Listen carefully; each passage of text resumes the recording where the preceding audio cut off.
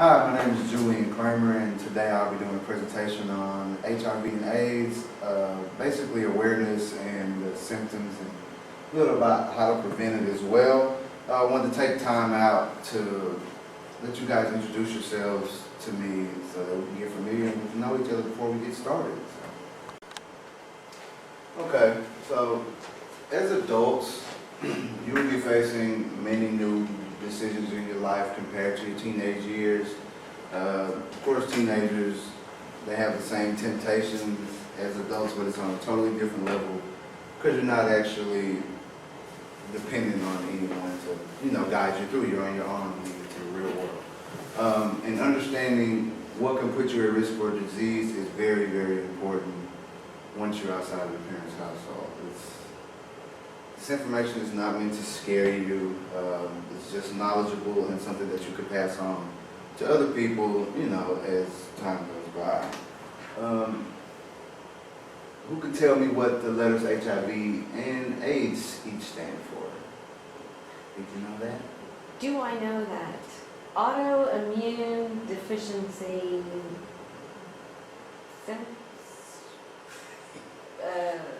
and HIV. I know. Yeah, it was tough for me. It was tough for me as well. But this is what it means. HIV means human immunodeficiency virus, and AIDS is acquired immunodeficiency syndrome. Now, what does each of these mean? HIV can harm you because it attacks your body's immune system. I have a true or false question. A low immune system can allow opportunistic infections to invade your body.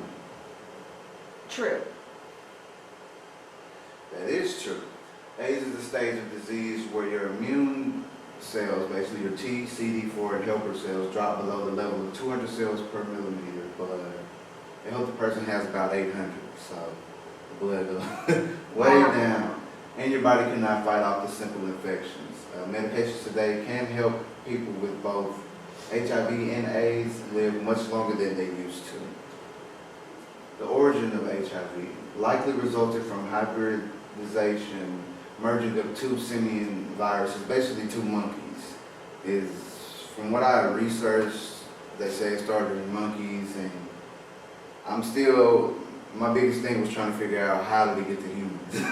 And I still don't have a clue. So many different answers, from humans having sex with monkeys, which is odd and creepy, but that's what they say. It started in Africa, and I do know how Africa is. I don't know how it happened, but it moved to humans in Africa around 1930 or earlier, and it started to spread from there. And this just shows basically around the world the adults and children living with HIV and AIDS. As you can see, the majority of them are right in Africa, 28.5 million, which is a lot of people. So total about 40 plus million around the world that have HIV and AIDS. There are over 56,000 new infections every year in the U.S., which is scary when you think about it. Most infections are found in people ages 13 to 29, which is around the age when a lot of sex is going on all over the place, which is the main reason how it spreads between the sex and drugs. True or false, most cases of HIV infection in Texas occur in older people ages 40 to 49. False. You are correct, that is false. 41% of the cases of HIV infection in Texas occurred in ages 20 to 29, as if I just said. And 50% of AIDS cases are in this age group. This just shows basically a cell. It was hard for me to really break it down, but I found a cool picture that looked, basically it's showing how AIDS is attacking the inside of you. I just wanted to put a cool picture up.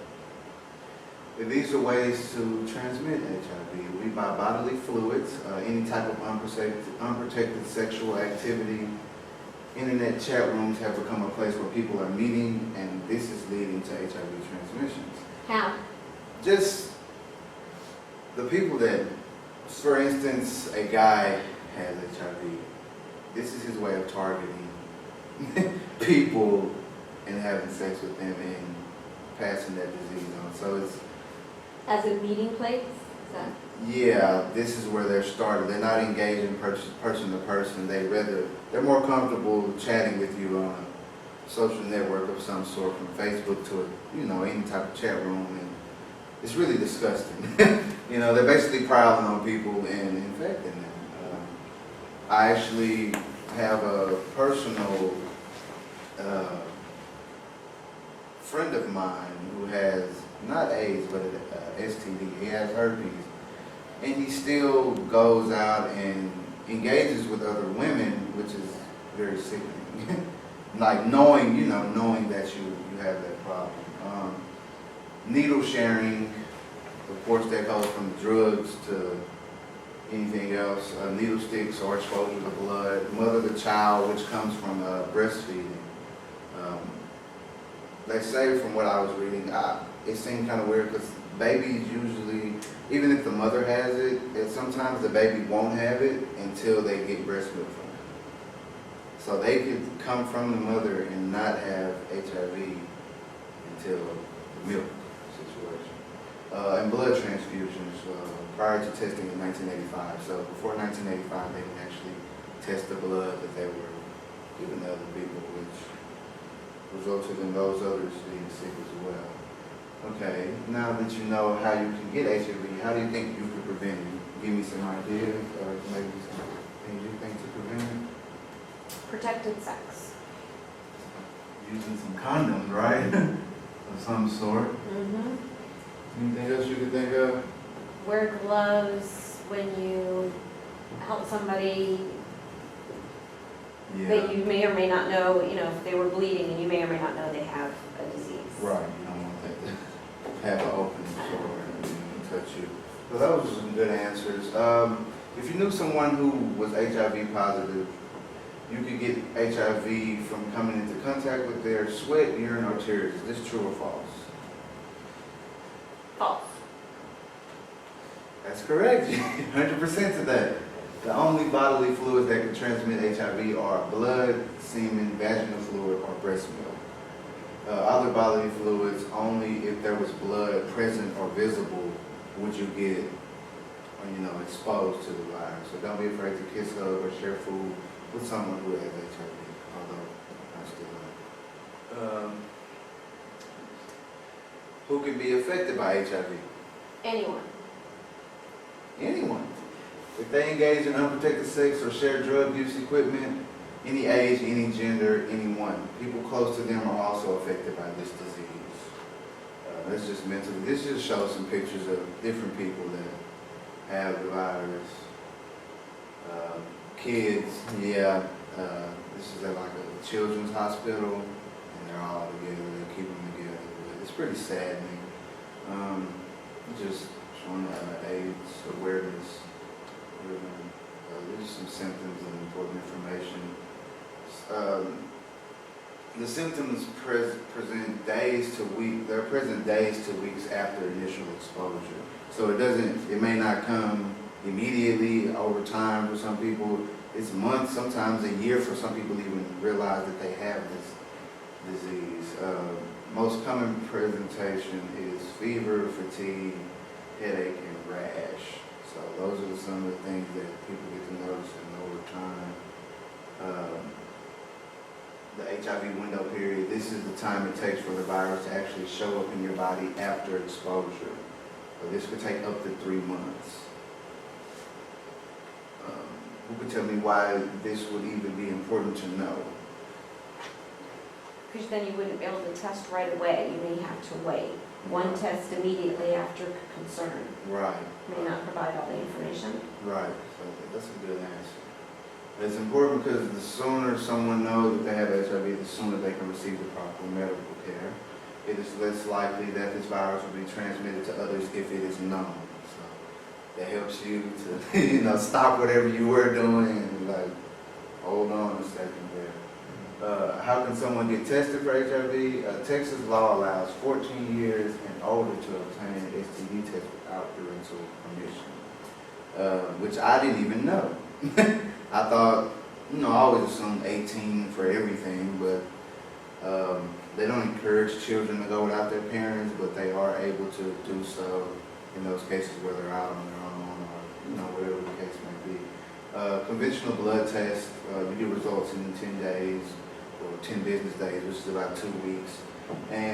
Or you can get a rapid test, which they say these aren't as accurate, but you can get the results in 12 to 20 minutes. But Are those available over the counter or are those through a physician? you would have to go through a clinic of some sort, no over the counter for it. Just because one time they did say that they had something about over the counter, but they weren't really accurate. Kind of like when people do like different home drug tests and things like that. It's just, you never know. And the summary of how does HIV spread? Through sexual activity and injection drug use, bodily fluids that can transmit HIV or blood, semen, vaginal fluid, and breast milk. Be informed and educate others. And this is just people making a ribbon. I also brought a condom quiz. It also has the answers as well on the next page, but try to give it a shot, just some true or false things. But other than that, were there any questions that you had for me?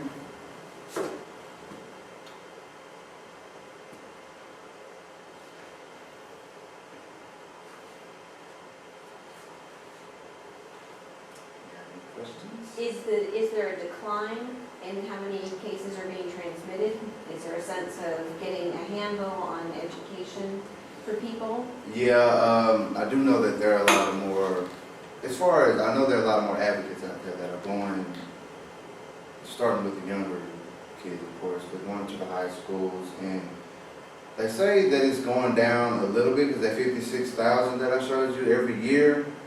What I saw last year's numbers, well, it was 10 years ago from last year, the numbers were like twice that. So, but they said ever since they've started going to schools every year, so the kids in high school are hearing this 4 years in a row, is what I'm seeing, that they go every single year and you have to attend it as part of the physical education total program. So the numbers are going down on that end. As far as adults, that's why I kind of did this one, because adults are on their own. They don't really have anyone to keep reminding them. Everyone knows it's around, but you're not careful at times. So, yeah. And are condoms truly 100% effective at preventing it? No. And it's stated on the package as well, but they do, I think they give about a 93% chance of, preventing the virus or the transmission of the disease. So it's not all the way accurate. Nothing is, I guess. Stay with your one partner. That's the best thing. You got any more questions? No, thank you. Hello.